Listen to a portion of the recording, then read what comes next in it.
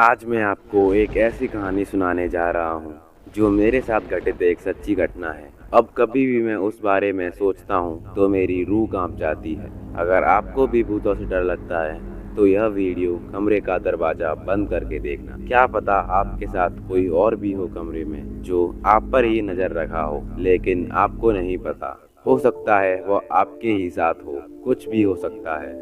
Hello guys, मेरा नाम है ऋतिक और यह घटना आज से कुछ 6-7 साल पहले की है। मैं एक मिडिल क्लास फैमिली से बिलोंग करता हूँ। मेरे घर में 7 मेंबर थे। गर्मी का टाइम था। हम सभी रात को छत पर सो रहे थे। तभी करीब रात के 1:30 बजे मैं वॉशरूम जाने को उठा, लेकिन मैंने देखा घर के बगल में जो गली है उसमें से किसी के चिल्लाने की आवाज आ रही है। छोटा था इसलिए मुझे बहुत डर लगा। मैंने हिम्मत करके नीचे देखा तो वहाँ कोई नहीं है, लेकिन इस आवाज की इंटेंसिटी धीरे धीरे बहुत बढ़ती गई। तो मैंने अपनी मम्मी को भी बताया, लेकिन उनके देखने पर उन्हें कुछ भी नजर नहीं आया। मैं बहुत डर गया था, इसलिए मेरी मम्मी ने मुझे अपने साथ सुला लिया। यह रात तो मेरी डरते डरते बीत गई, लेकिन असली टेस्ट तो मेरा अब होना था। सुबह होते ही मैं अपने दोस्तों के साथ उस गली में देखने गया कि वहाँ कौन था, लेकिन हमें ऐसा वहाँ कुछ नहीं दिखाई दिया जिसे देखकर हम डर सकें। अगली रात भी हम छत पर ही सो रहे थे, लेकिन आज डर की वजह से मुझे नींद नहीं आई।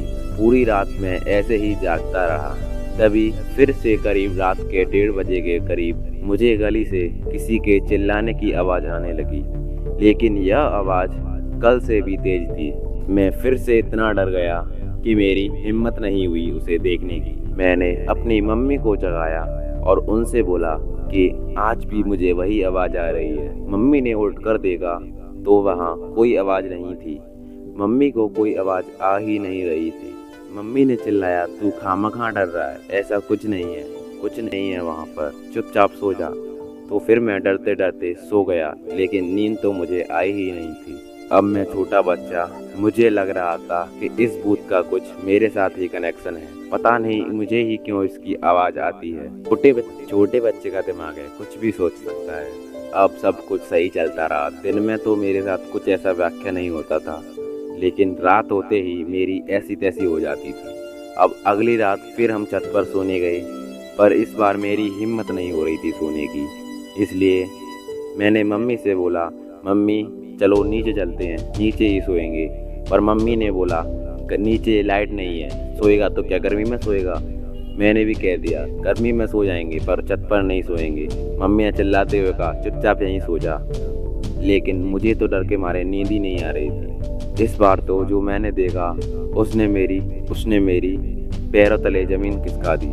और दिन तो मुझे गली में से चिल्लाने की आवाज़ आती थी, लेकिन इस बार तो मेरे छत पर जो 2 पानी की टंकी रखी थी उन पर मैंने किसी लड़की की परछाई देखी जो कि उसी के बगल में बैठी थी। उसे देखकर मेरे पसीने छूट गए। इस बार फिर मैंने मम्मी को जगाया। मैंने बोला, मम्मी वो वहाँ कोई है। मैं चिल्लाते हुए बोला, मम्मी वहाँ कोई है। इस बार तो मम्मी के साथ साथ घर के सभी मेंबर जग गए, लेकिन मेरे चिल्लाते ही वह परछाई इतनी इंटेंसिटी से भागी, इतनी तेज भागी जैसे कि वो हवा हो। मेरे अलावा वो किसी और की आंखों में नहीं आई। सब इधर उधर देखते रहे, लेकिन किसी को कुछ नहीं दिखाई दिया।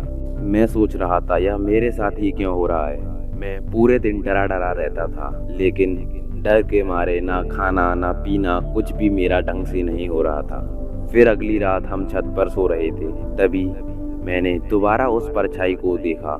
फिर मैंने घर वालों को जगाया, लेकिन इस बार वो आत्मा वहां से नहीं गई। सभी घर वालों ने उसको देख लिया। घर वालों के देखते ही वह पहले की ही तरह भाग गई। लेकिन अब घर वालों को पता चल चुका था यह झूठ नहीं बोल रहा है, यहाँ कुछ ना कुछ तो है। तो मम्मी ने घर पर एक जाने माने तांत्रिक को बुलाया। ऐसे कामों में महारत हासिल कर रखी थी। उन्होंने यज्ञ करके अपना भगवान में ध्यान लगाकर उस आत्मा को बुलाया और उससे पूछा, तेरा क्या इरादा है, तू क्यों डराने लगी है इस बच्चे को। आत्मा पंडित जी के कब्जे में आ चुकी थी, इसलिए उसे सच बोलना पड़ा। उसने बताया कि मेरा बच्चे को डराने का कोई इरादा नहीं था, मुझे तो इनका घर रहने के लिए सबसे सही लगा, इसलिए मैंने वहीं अपना कब्जा कर लिया। लेकिन इस बच्चे की नींद इतनी कमज़ोर है कि इसकी नींद बार बार खुल जाती थी और यह मुझे देख लेता था। मुझे इसको डराने का कोई इरादा नहीं था। ये सुनकर मेरे घर वाले निश्चिंत हो गए और पंडित जी ने आत्मा से बोला, तू यहाँ से चली जा, वरना मैं तुझे भस्म कर दूंगा। अगर तू दोबारा इस घर में दिखाई दी तो फिर तुझे मेरे हाथों कोई नहीं बचा सकता। आत्मा डरते डरते बोली, मैं चली जाऊंगी, लेकिन मुझे कुछ मत करना। और वह आत्मा वहां से चली गई। हम पंडित जी का धन्यवाद देते हुए बोले, पंडित जी आपने हमारी समस्या का समाधान किया। लेकिन पंडित जी बोले, यह तो मेरा कर्तव्य था। तो बस यही थी मेरे साथ घटी हुई एक सच्ची घटना। अगर आपके साथ भी कोई ऐसी घटना घटी हो तो आप मेरे साथ इस ईमेल आईडी पर शेयर कर सकते हैं, जो कि मैं अपने अंदाज में पब्लिक में शेयर करने की कोशिश करूंगा। अपनी कहानी के साथ अपना नाम और पता लिखना बिल्कुल ना भूलें, ताकि मैं आपको वीडियो में शाउट आउट दे सकूं। अगर आपको वीडियो जरा सा भी अच्छा लगो तो वीडियो को लाइक करके, चैनल को सब्सक्राइब करके, बेल आइकन दबाकर ऑल नोटिफिकेशन का बटन दबाना बिल्कुल ना भूलें, ताकि ऐसी ही और मिस्टीरियस और डरावनी सच्ची घटनाओं की अपडेट सबसे पहले आपके पास पहुंचे। मिलते हैं अगले वीडियो में किसी नई आत्मा के साथ। बाय।